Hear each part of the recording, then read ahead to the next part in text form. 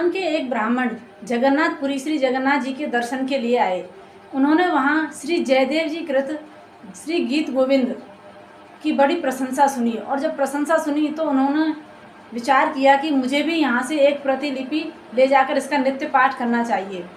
तो वह वहाँ से श्री गीत गोविंद का एक पुस्तक लेकर चले गए और वहाँ उसका नित्य प्रति पाठ करते। क्योंकि मुल्तान में मुसलमान ज़्यादा हैं, तो जहाँ वे ब्राह्मण रहते थे तो उसकी ऊपरी मंजिल पर एक मुग़ल रहता था और जब वह नित्य प्रति संध्या काल में ज़ोर से उसका गान करते थे तो वह जो मुग़ल था नवाब के दरबार के लिए जाता था और जब वह उन पदों को सुनता तो बीच सीढ़ियों पर उन पदों को सुनते ही रहता। जब तक ब्राह्मण उन पदों का गायन करते तब तक वह उन्हें तन्मय होकर के श्रवण करता। एक दिन ब्राह्मण ने उनसे पूछ लिया कि आपको इतने ही ये पद अच्छे लगते हैं तो आपको क्या ये सब समझ में आते हैं? तब उसने हाथ जोड़कर कहा कि देखो ब्राह्मण, हमें समझ में तो नहीं आते, लेकिन आप जब इनका गान करते हैं तो हमें बहुत आनंद आता है। तब ब्राह्मण ने उसकी इस इच्छा को जब देखा तो वह प्रसन्न हो गए और उन्होंने कहा कि देखो, यदि तुम्हारी इच्छा हो तो मैं श्री गीत गोविंद को तुम्हें कंठस्थ करा सकता हूँ। अब तो उसने विचार किया कि ये तो मैं चाहता ही था। और जब कहते हैं ना कि भाग्य बिल्ली के भाग्य में छीका ही टूट गया, अर्थात उसकी बहुत इच्छा थी कि मैं इसका गान करूं, इसको श्रवण करूं, तो ब्राह्मण ने आगे से ही इसको मेरे सामने कह दिया कि तुम्हें यदि इच्छा हो तो मैं तुम्हें कंठस्थ करा सकता हूं। तब तो वह बहुत ही प्रसन्न हो गए और उन ब्राह्मण ने उनको नित्य प्रति उसका पाठ उन्हें सुनाते। जब उस मुग़ल ने इसको कंठस्थ कर लिया तो उन्होंने कहा कि देखो, ये जो गीत गोविंद है इसको सुनने के लिए भगवान अवश्य ही आते हैं, इसलिए जब भी तुम इसका गायन करो तो श्री ठाकुर जी के लिए एक आसन लगा दिया करना। तब तो उसने यही किया। अब वह जब कहने लगा कि देखो वे ब्राह्मण देवता, मैं तो एक स्थान पर स्थिर रहता नहीं हूँ, क्योंकि मैं तो नवाब की नौकरी करता हूँ और मेरा अधिक समय घोड़ों पर ही बीतता है, तो कोई बीच की युक्ति निकालिए।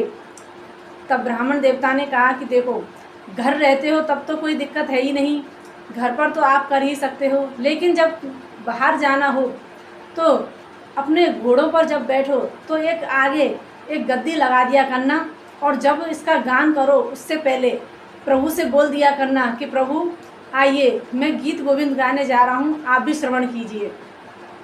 तो इस प्रकार इसका गायन करना।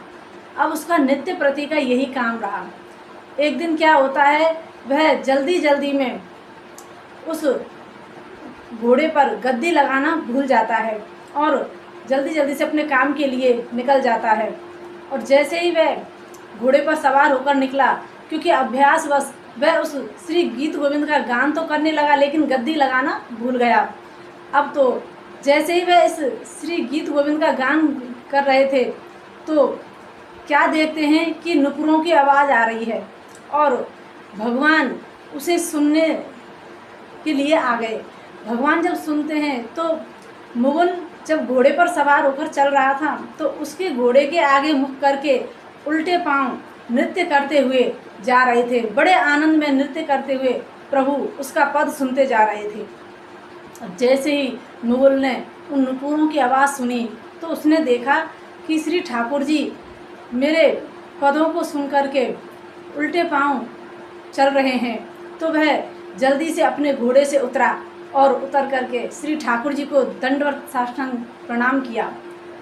तब प्रणाम किया तो फिर उन्होंने कहा कि अरे ठाकुर जी, आप ये क्या कर रहे हैं? तब ठाकुर जी ने कहा कि देखो, तुम गद्दी लगाना भूल गए तो क्या हुआ, क्या मैं नृत्य करना और सुनना भी भूल जाऊं? अब तो उस मुग़ल की आंखों से आंसू बहने लगे कि भगवान को ये इतना प्रिय है। उसने उसी क्षण उस दूसरे की जो चाकरी करते थे, उस नवाब की जो चाकरी करते थे, वह छोड़ दी और हमेशा के लिए श्री ठाकुर जी को श्री गीत गोविंद का गान करके सुनाते थे और अपने गृहस्थ आश्रम को भी छोड़ दिया और विरक्त होकर के निरंतर प्रभु के लिए बस श्री गीत गोविंद का गायन करते और भगवान बड़े प्रेम से उनका गीत गायन सुनते थे। तो कहते हैं कि भगवान तो भाव के वश में होते हैं। श्री गीत गोविंद का गान जो भी करता है भगवान उसे अवश्य ही सुनते हैं।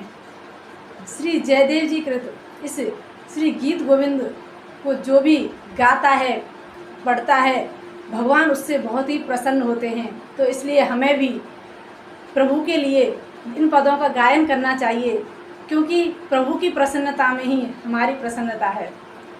तो ऐसे प्रभु को हम बारंबार प्रणाम करते हैं। देखिए, वह हिंदू नहीं था। कहते हैं कि हिंदू भगवान की इतनी आराधना करते हैं तब हिंदुओं को मिल जाते हैं, लेकिन भगवान तो भक्त का भाव देखते हैं, चाहे वो हिंदू हो, मुस्लिम हो, चाहे कोई और हो। भगवान तो बस भाव के भूखे होते हैं। वह मुगल होकर के प्रभु के पदों में इतना खो जाता था और भगवान उसके सामने नृत्य करने लगते थे। तो इसलिए हमें भी अपने प्रभु को कुछ न कुछ अवश्य सुनाना चाहिए।